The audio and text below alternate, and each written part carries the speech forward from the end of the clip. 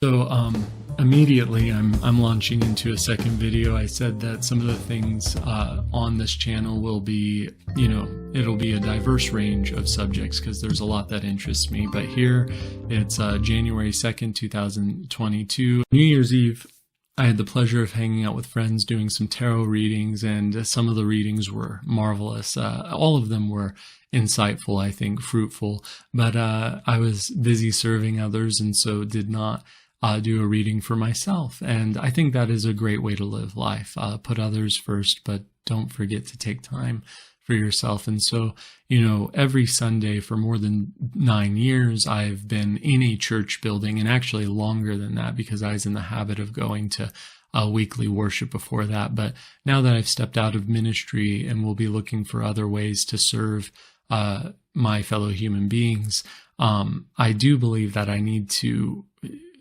reserve Sunday mornings as a time of special communion with the divine, and a time to nurture my own spiritual wholeness.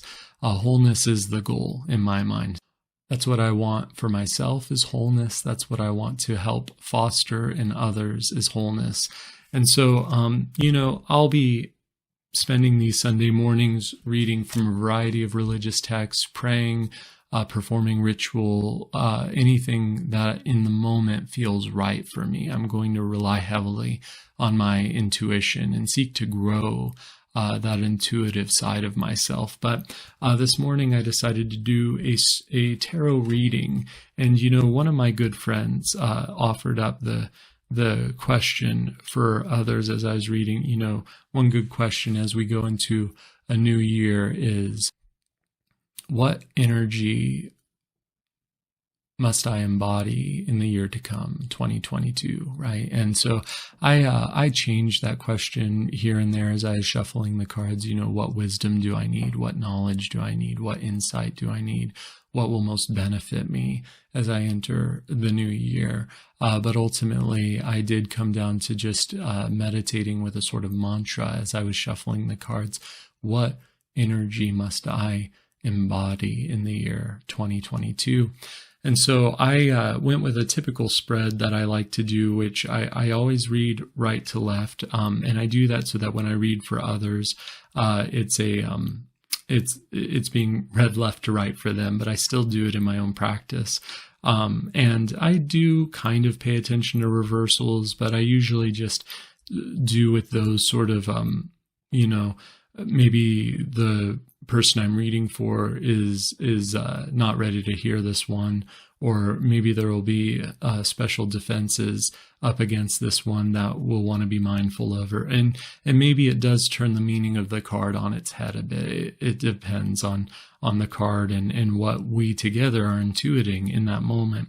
But I had all upward readings today. The spread that I like to do goes overview, obstacle, outcome. And so for overview, I was quite happy to flip this card, Ace of Cups. Ace of Cups is a wonderful card. It has deep significance for me. Sometimes tarot readers like to think, well, what is my card? And, there are a lot of cards that resonate with me. Three of Cups is one, and that also came up in this reading, interestingly enough. But this card is so significant to me because in it I see the picture of communion, and I've been presiding over the table, speaking the words of institution, administering word and sacrament for nearly a decade now. And so this has in it the picture of divine communion and abundant blessing to me. When I see this card, I see the Spirit of God descending with the communion wafer in its mouth to nourish my life, my soul, and my cup presented to me from the divine hand. It overflows with abundance and pours into the waters of the unconscious. And those waters, the cup is a card of emotion. It deals with the emotional sphere of life, and the ace is the beginning of the I think they're called pip cards, but the minor arcana cards. And so it is a sign of new beginnings. And so when we look at the overview here of the situation, what should I embody? What energy should I embody in the year 2022 while I'm beginning a new job, a new journey, a new chapter of life? I'll be working with people who are struggling in their relationships, who have been deeply wounded emotionally and in other ways, and I will be pouring from my cup into theirs, and I expect that I will need my cup filled as I do that, and so I'll need to lean on the divine, and I will experience a new kind of communion in doing this work. So beginnings, new beginnings, especially in the emotional realm, and I mentioned those waters pouring into the waters of emotional life, pouring into the unconscious. There on the waters of the unconscious, you see the beautiful lilies growing with their flowers and their pads, and those pads serve as a landing place for all kinds of creatures to sit atop the otherwise dangerous waters of emotion, and they are beautiful. So they're beautiful. They're places of security amid the emotional life and the unseen, unconscious life, full of mystery and depth, and sometimes some hidden blessing, but also some hidden danger. And those lilies grow from down in the depths of the water, reaching down into the mud, and that's where really we do our work emotionally to heal and grow, is to do a deep dive into the emotional being. And so this new communion will involve a lot of that for me, I think. I've done that for a long time, but I'll have to continue that work. And that's the overview, is as long as I rely on the divine source of emotional health and well-being and blessing in my own life, my cup will be abundantly full, spilling into the lives of those around me, filling the unconscious with a fresh source of water, of living water, keeping those waters stirring, providing plenty of oxygen to the lilies growing on the surface of the water, and giving everyone more beauty and more security in their own lives. So there's a lot of beautiful stuff happening in this card. I am drawn to what is a W when viewed from this way, but also an M when viewed upside down, and it has the sort of font type of an M. I'm drawn to that on the cup. What could the W or the M signify? I don't know. Immediately I think man and wife, M and W, and a lot of the work that I'm going to be doing is with those kinds of intimate partner relationships, because I'll be working for an advocacy center where we advocate for survivors of domestic violence, and a lot of my work is working with the men who use abusive behaviors as a tactic or strategy to control and get their way in these relationships. And my job is to offer them information and tools to help them make better decisions, healthier decisions in their relationships, so that everyone can be nurtured and grow. So maybe that's what that suggests. So that's the overview. The obstacle card, I had to laugh, and sometimes I often laugh when flipping cards, but the obstacle card that I flipped over was this, the 5 of Pentacles, or 5 of Coins, and immediately I'm presented with this couple walking in the cold snow, ravaged by poverty and poor health, left outside the institution of what looks like the traditional church. And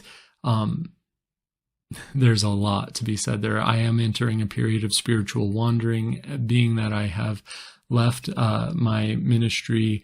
I have to spend at least a year outside of that congregation, that community of faith, so that the new pastor, when they are called, can become established as the official leader within that congregation.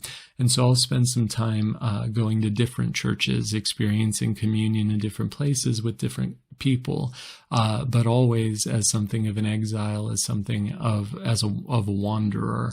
And I'm comfortable with that. But here you see this couple sort of wandering through the cold, snowy outside of that institutional church. And the 5 is a number of change, and the pentacle is a sign of material wealth or security or blessing. And so there is going to be a significant change in my financial situation. I have decided to take a pay cut to do what I believe will be a more spiritually and emotionally fulfilling work. And that is going to be a significant change for us. We're going to have to be very careful about how we manage our money, making sure that everything is taken care of, that we don't end up looking like the couple in this card, ravaged by poverty. But also, it's me who made this choice, not my wife, my significant other. I'm the one who felt the call on my life to change careers, and so perhaps it has left me without the supports that I've been used to. So I'm going to have to maybe look for some new crutches. And maybe there's a head wound, maybe there's a bell I have to wear around my neck so that I remain in some kind of relationship of accountability, so that I don't get lost and other people know where to find me, so that I don't become isolated and whatnot. That's all part of it, I think. And my significant other, she's with me, but she also is very much on her own path. My woundedness is not her woundedness, and God forbid it would become hers, but she's willing to walk with me or become a bit uncomfortable, operating, in this strange sort of 1 foot in, 1 foot out of our former faith community.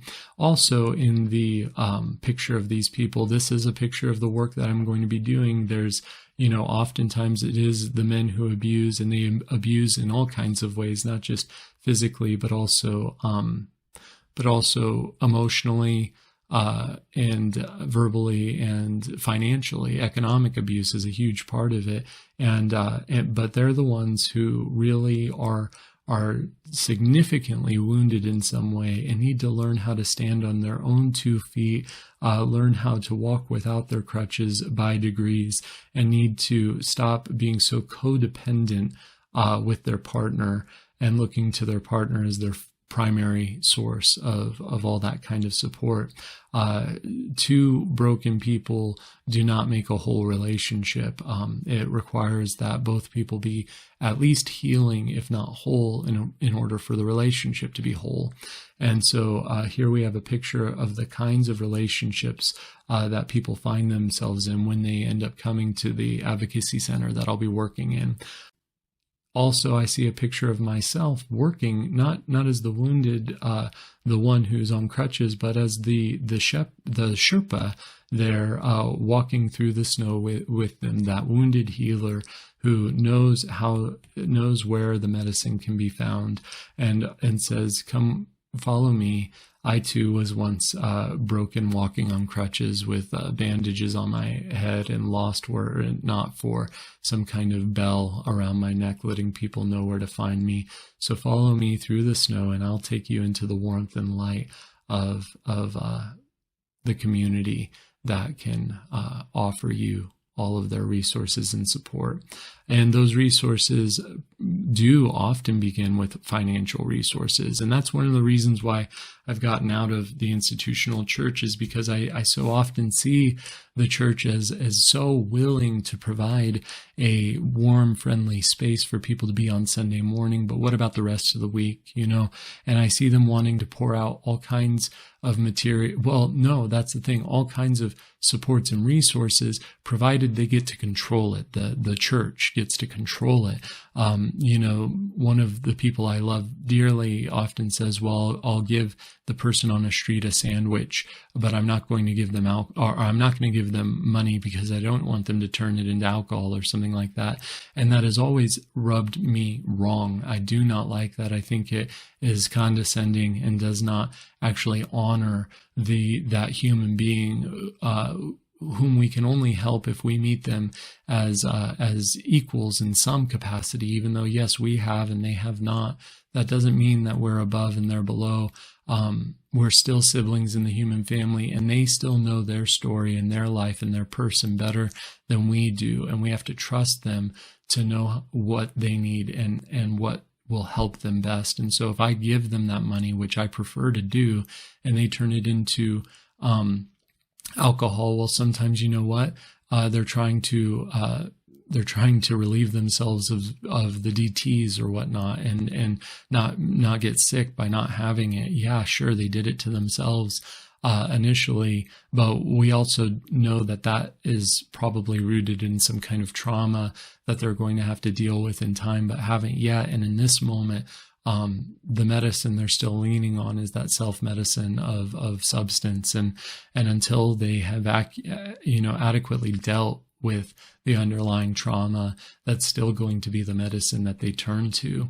And I'm not trying to enable them, and I don't want to enable them, but I do want to empower them to make those choices for themselves. And they can't make those choices for themselves if they're not given the opportunity, if the money is not placed in their hand. And the church so often refuses to place money in the hands of people who are struggling to make it in poverty. And I think that is very condescending, very patronizing, that it ultimately does not help to foster self-determination and self-reliance, what we really would love to see in the people and what they want for themselves. And so that comes when we are more open-handed with our material resources and more willing to just give money to the people who need money, because money is magic. Money can literally become anything. And sure, maybe they turn it into a pack of smokes or a bottle of booze, but maybe that's not all they turn it into. Maybe they turn it into a meal, or the last portion of their utility bill, or their rent, or a new jacket, or something that does benefit them.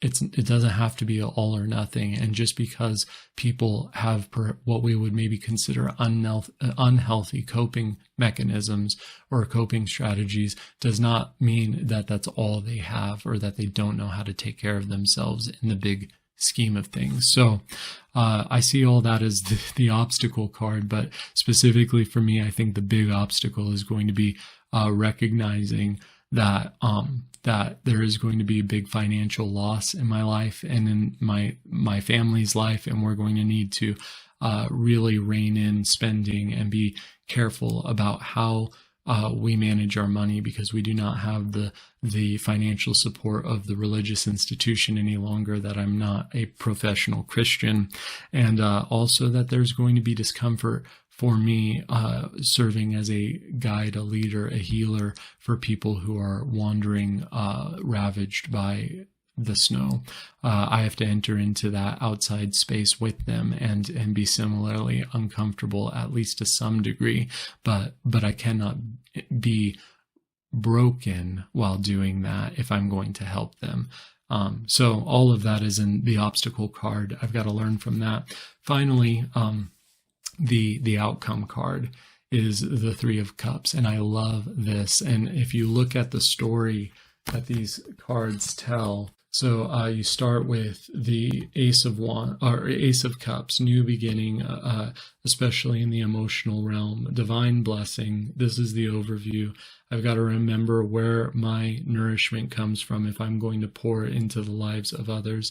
And then you've got the obstacle being the Five of Pentacles, which is the change in the financial situation, being careful not to break the bank or break myself as I seek to heal and make whole the wounded and the broken in my own life. And finally, the outcome is this new blessed community of souls full of abundant celebration, feasting, celebrating the abundance of life and true community where everyone is regarded as equal, even if diverse. You can see the diversity in their robes.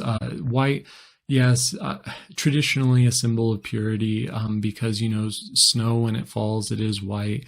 I mean, lambs, I think, livestock, when they're pure white without spot, they're often seen in some of the, especially in the Semitic traditions, as being spotless and a better sacrifice. But I understand there are some connotations in our contemporary situation that make that not a desirable symbolism. But I still see beauty in it. In purity, I'm not for purity culture sexually. I think that is very unhealthy. But I do think that some things ought to remain pure, such as my water. I want my water pure.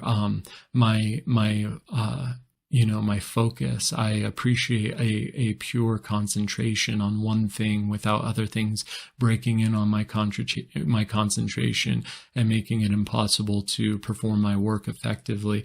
If I'm producing music, I don't want any sort of background noise coming in and contaminating the track, or a buzzing or a hissing or anything like that. I don't want that in the track. It ruins the music for me as the musician, the performer. If I'm creating an artwork, I don't want a color that I did not intend to get mixed in with the color that I'm trying to place upon the canvas.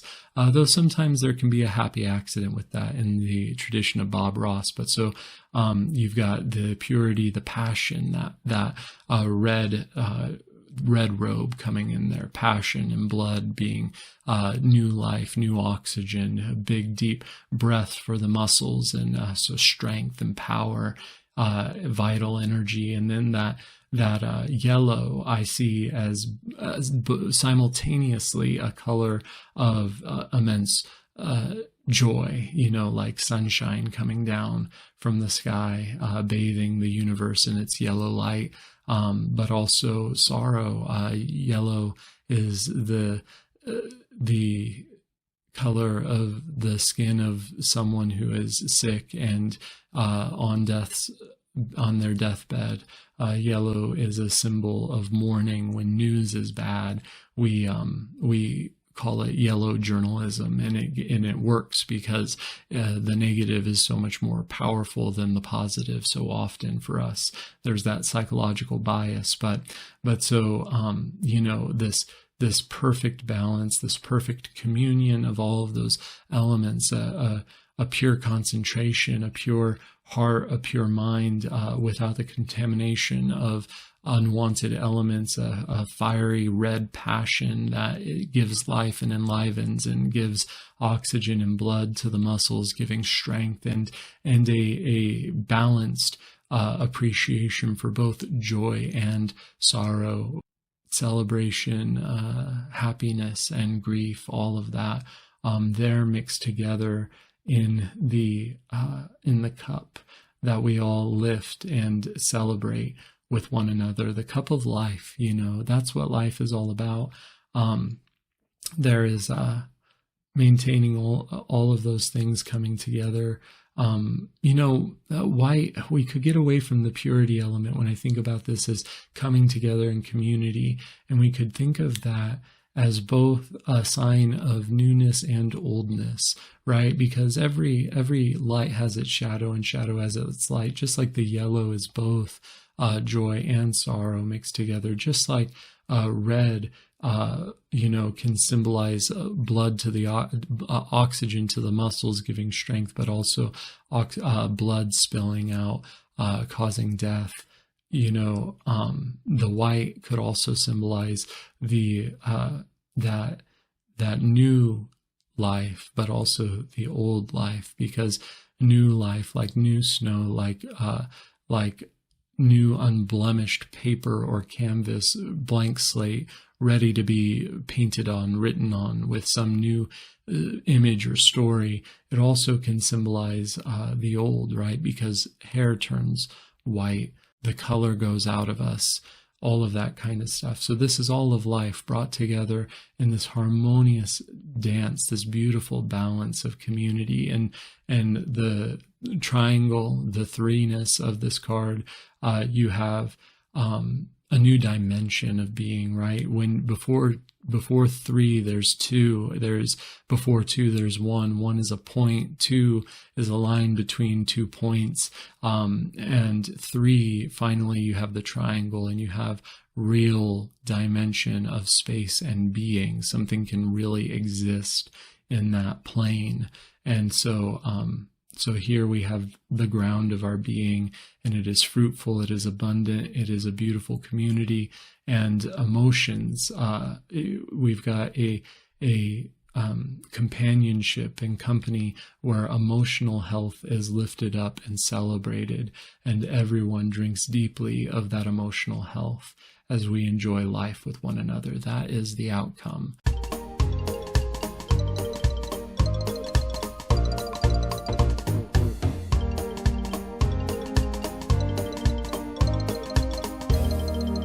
So that's the energy that I need to embody in 2022. So thanks for listening to this reading. I hope that you've enjoyed it. Again, like I will always say, please like the video, subscribe to the channel.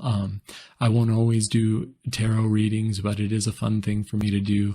And I'll do it on occasion if you like it. So, well, even if you don't, you just can ignore it. But also, like I said in the other video, I'll get a Patreon set up soon, and we'll try and work toward that goal of purchasing a domain name and getting some video space on an actual website. So thank you. Blessings to you all.